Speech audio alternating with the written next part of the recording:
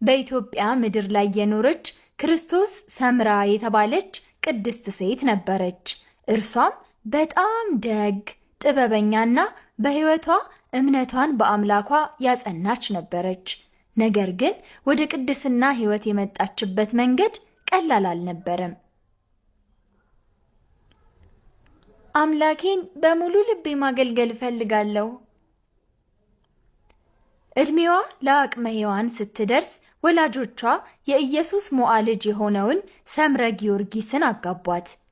10 ወንዶችና 2 ሴት ልጆችን ወለደች። እርሷም ልጆቿን በሥርዓትና በሕገ እግዚአብሔር አሳደገቻቸው።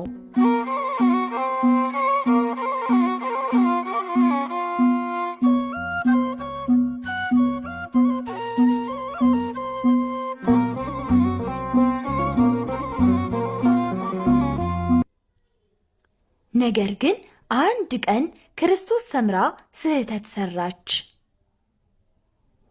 በቤት ውስጥ ከሚያገለግሏት አገልጋዮቿ አንዷ ላይ እርኩስ መንፈስ አደረ። አልታዘዝም ማለትም ጀመረች። ይህን ጊዜ ቅድስት ክርስቶስ ሰምራ ደጋግማ መከረቻት። ያቺ ብላቴና ግን ልትመከር አልቻለችም። አንድ ቀን ጥፋት አጥፍታ በጣም ትናደድና ስሜቷን መቆጣጠር አቅቷት ትጎዳታለች። አገልጋይቷም ትሞታለች። ወይኔ ምንድን ያደረግኩት? ይህማ የነፍስ ግድያ ይሆንብኛል። አምላኬ ሆይ ይቅር በለኝ እባክህ ብላ አምርራ አለቀሰች። ወደ እግዚአብሔር በጸለየች ጊዜ ፈጣሪ አገልጋይቱን ከሞት አስነሳት። ውስጧም በሐሴት ተሞላ። ይህ አጋጣሚ የሕይወቷን መንገድ ቀየረው። እንዲህም አለች፣ በዓለማዊ ሕይወት ውስጥ ስኖር ይህን ተአምር ካደረገልኝ በምናኔ ሕይወት ብኖር ደግሞ ምን ያህል ድንቅ ሥራን ያደርግልኛል በማለት ባለቤቷንና ልጆቿን እንዲሁም ወላጆቿን ትታ መነኮሰች።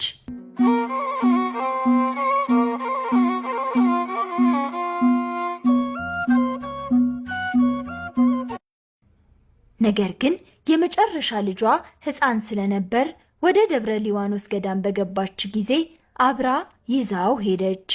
ወደ ገዳም ስትደርስ ግን ሌላ ፈተና ገጠማት። ገዳሙ የሴቶች ብቻ በመሆኑ ልጇ መግባት እንደማይችል ትረዳለች። እርሷም ልጇን በዚያው አስቀምጣ በገዳሙ ውስጥ በጸሎት በጾምና በስግደት ስትተጋም ቆየች። ልጇ ግን እናቱን ባጣ ጊዜ አለቀሰ፣ ተራበም። በደጃፉ ስታልፍ የነበረች አንዲት ሴት ልጁን ተጠግታ ልታነሳው ብትሞክር መልአኩ ቅዱስ ሚካኤል ፈጥኖ ደርሶ ነጥቆ ወደ ሰማይ ወሰደው፣ ወደ ገነትም አስገባው። መልአኩ ቅዱስ ሚካኤል ለቅድስት ክርስቶስ ሰምራም ተገልጾ ልጇ በገነት እንዳለ ነግሮ አጽናናት። ወደ ጣና ባህርም መርቶ ወሰዳት። በዚያም ለ12 ዓመት በባህር ውስጥ ገብታ ሰውነቷ ተበሳስቶ አሳዎች በውስጧ እስኪያልፉ ድረስ ቆማ ጸለየች። ጌታችን ኢየሱስ ክርስቶስም ተገልጾ ቃል ኪዳን ሰጣት። 10 አክሊላትም ወረዱላት። እናታችን ክርስቶስ ሰምራ ደግና ሩህሩህ ነበረችና ጌታን እንዲህ ብላ ለመነችው። አቤቱ ፈጣሪዬ፣ እኔን ባሪያህን ከክፉ ነገር ሰውረኸኛልና ዲያብሎስን ትምረው ዘንድ እለምንሃለሁ። ይኸውም ስለ አዳምና ስለ ልጆቹ በጠቅላላውም በዓለም ያሉ ስለ ሰዎች ሁሉ ስጋቸው ስጋዬ ስለሆኑ እንዳያስታቸው ክፉ ሥራም እንዳያሰራቸው ብዬ ነው ማርልኝ ማለቴ አለችው። ጌታችንም ቅዱስ ሚካኤል ወደ ዲያብሎስ እንዲወስዳት አዘዘው። ሲኦል ሲደርሱ ምሕረትን የሚፈልግ ከሆነ እንድትጠይቀው ቅዱስ ሚካኤል ባዘዛት ጊዜ ጠራችው። ከፈጣሪህ ጋር ላስታርቅህ ብዬ ነው አለችው። እርሱም መልሶ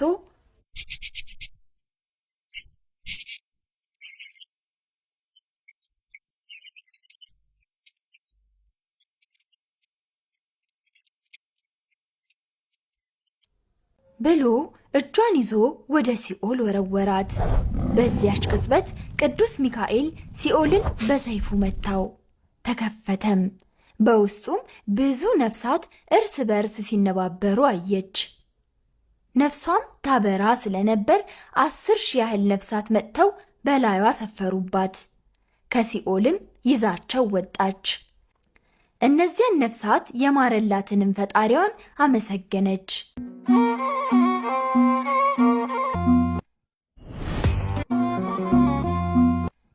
ጌታችን ኢየሱስም ለእናታችን ክርስቶስ ሰምራ ማረፊያዋ በእመቤታችን ቅድስት ድንግል ማርያም በስተቀኝ እንደሚሆንና ስሟም ከእንግዲህ በኋላ በትረ ማርያም ተብሎ እንደሚጠራ ነገራት። እመቤታችንም ተገልጻ ወዳጄ ክርስቶስ ሰምራ ሆይ አንቺን የወለደች ማኅፀን የተባረከች ናት።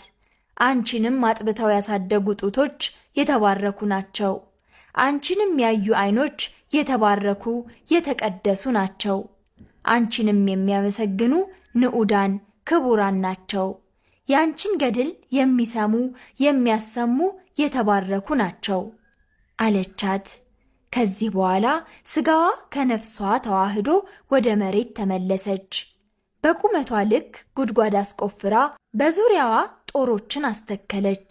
ይህም ወደፊትና ወደ ኋላ በምትልበት ጊዜ እንዲወጋት ነበር። ለ12 ዓመትም እየሰገደች ኖረች። ጌታችንም እንዲህ አላት፣ አንቺን የሚወዱ ስምሽንም የሚጠሩ ዝክርሽንም የዘከሩና በዓልሽን ያከበሩ እስከ 12 ትውልድ እምርልሻለሁ። እንዲሁም ከስዕለ አድኅኖ ላይ እንደምንመለከተው ጌታችን ለእናታችን ለቅድስት ክርስቶስ ሰምራ 12 አክናፎችንና 10 አክሊላትን ሰጥቷታል። እናታችን ክርስቶስ ሰምራ ነሐሴ 24 ቀን በ375 ዓመቷ ነፍሷ ከስጋዋ ተለይቶ መልአክ